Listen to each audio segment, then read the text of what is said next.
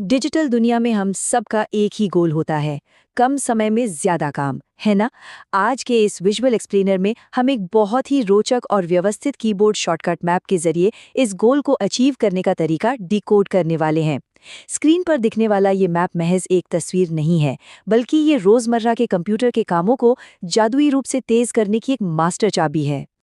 अब इस up 25 computer class द्वारा तैयार किए गए डायग्राम की सबसे दिलचस्प बात यह है कि ये 18 अलग-अलग कमांड्स के एक उलझे हुए जाल को एक बहुत ही सुलभ और आसान टूलकिट में बदल देता है।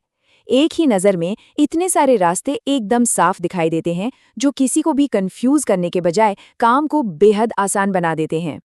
तो सबसे पहले ये समझते हैं कि सेंटर में बैठी इस कंट्रोल यानी कंट्रोल की का असल काम क्या है।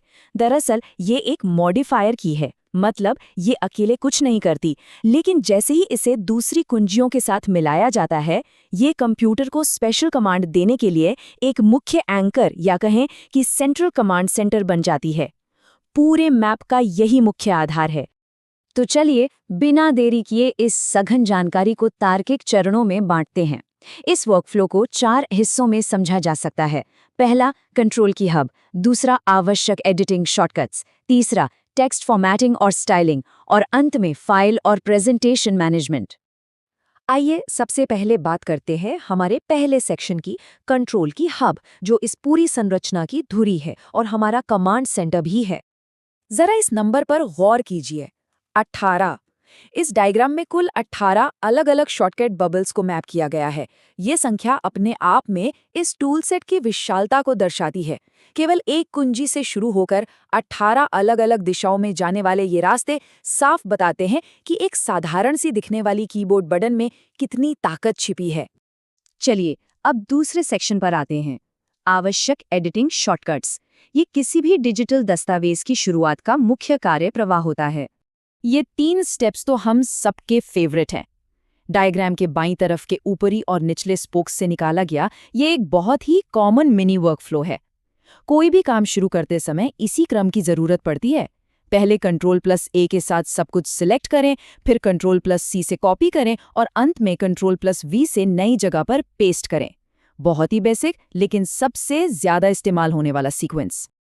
अब यहाँ एक दिलचस्प तुलना है। जब टेक्स्ट को डुप्लीकेट करने और उसे एक जगह से दूसरी जगह ले जाने की बात आती है, तो फर्क समझना जरूरी है। Ctrl+C ओरिजिनल कंटेंट को वहीं रखते हुए उसकी एक कॉपी बनाता है।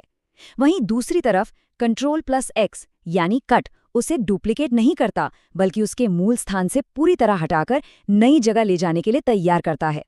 गलतियों से किसे डर नहीं लगता, और यही काम आते हैं हमारे टाइम ट्रैवल कमांड्स। स्रोत सामग्री बहुत ही शानदार तरीके से दिखाती है कि कैसे Ctrl+Z यानी अंडू हमें समय में पीछे जाकर गलती सुधारने का मौका देता है, और अगर उसे वापस पलटना हो या कोई काम दोहराना हो तो Ctrl+Y यानी रीडू काम आता है। ये दोनों मिलकर एक मजबूत सुरक्षा कवच बनाते हैं। अब इस डायग्राम में एक बड़ा ही मजेदार ट्विस्ट है, जरा ध्यान से देखिए। यहाँ एक स्पष्ट विसंगति है। Ctrl+E और Ctrl+F दोनों को ही बिल्कुल एक समान रूप से फाइंड यानी खोजने के लिए मैप किया गया है। आमतौर पर हम सब जानते हैं कि खोजने के लिए Ctrl+F का इस्तेमाल होता है, लेकिन इस डायग्राम ने E को भी यही जिम्मेदारी दे दी है। ये छोटी सी खामी असल में इस डिज़ाइन को एक बहुत ही वास्तविक और मानवीय टच देती है। टेक्स्ट एडिटिंग के बाद अब तीसरे सेक्शन की बारी है, टेक्स्ट फॉर्मेटिंग और स्टाइलिंग, यानी डॉक्यूमेंट को सुंदर और आकर्षक बनाना। और ये टेबल बहुत ही शानदार तरीके से इलस्ट्रेट करती है कि फॉर्मेटिंग कमांड्स को विजुअल रेफरेंस के लिए कैसे याद रखा जाए। एक तरफ स्टाइलिंग है, जहां Ctrl+B से टेक्स्ट बोल्ड होता है, Ctrl+U से अंडरलाइन और Ctrl+D सीधे फॉन्ट सेटिंग्स खोलता है। दूसरी तरफ अलाइनमेंट है, Ctrl+J टेक्स्ट को दोनों किनारों से जस्टिफाई करता है और Ctrl+L उसे लेफ्ट अलाइन करता है। सब कुछ एकदम व्यवस्थित। अब जब डॉक्यूमेंट इतना शानदार दिख रहा है, तो एक बहुत ही महत्वपूर्ण सवाल उठता है, इस पूरी मेहनत को सुरक्षित और मैनेज कैसे किया जाए। यह सवाल संपादन से लेके फाइनल प्रोजेक्ट फेज तक एक बहुत ही स्मूथ वैचारिक पुल का काम करता है। और यही एंट्री होती है हमारे चौथे और आखिरी सेक्शन की, फाइल और प्रेजेंटेशन मैनेजमेंट, जो पूरे प्रोजेक्ट को रैप अप करता है। डायग्राम के दाईं और निचली तरफ मौजूद ये कमांड्स किसी भी प्रोजेक्ट को फाइनल टच देते हैं। इनमें सबसे ज़रूरी है Ctrl+S। अगर आप ओरिजिनल डायग्राम में देखें तो सेव शब्द को बड़े अक्षरों में लिखा गया है, जो चीख चीख कर इसकी अहमियत बता रहा है।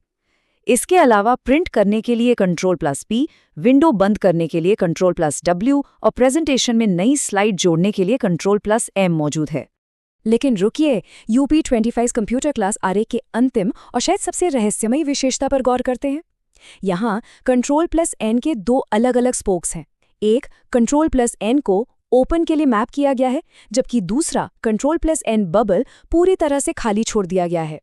ये खाली बुलबुला सोचने पर मजबूर करता है और इस ग्राफिक को सच में और भी दिलचस्प बना देता है। तो सब कुछ देखने के बाद सोचने वाली बात यह है, यदि ये एक अकेला आरेख उत्पादकता और गति के 18 अलग-अलग रास्ते दिखा सकता है, तो कीबोर्ड पर उंगलियों के ठीक नीचे बैठे इस पावरफुल कमांड सेंटर को नज़रअंदाज करने से रोज़ाना कितना समय बर्बाद होता होगा। इस पूरे एक्सप्लेनर का मकसद यही है कि हम काम करने के इन स्मार्ट और तेज़ तरीकों को अपनाएं और अपने डिजिटल वर्कफ्लो में असली महारत हासिल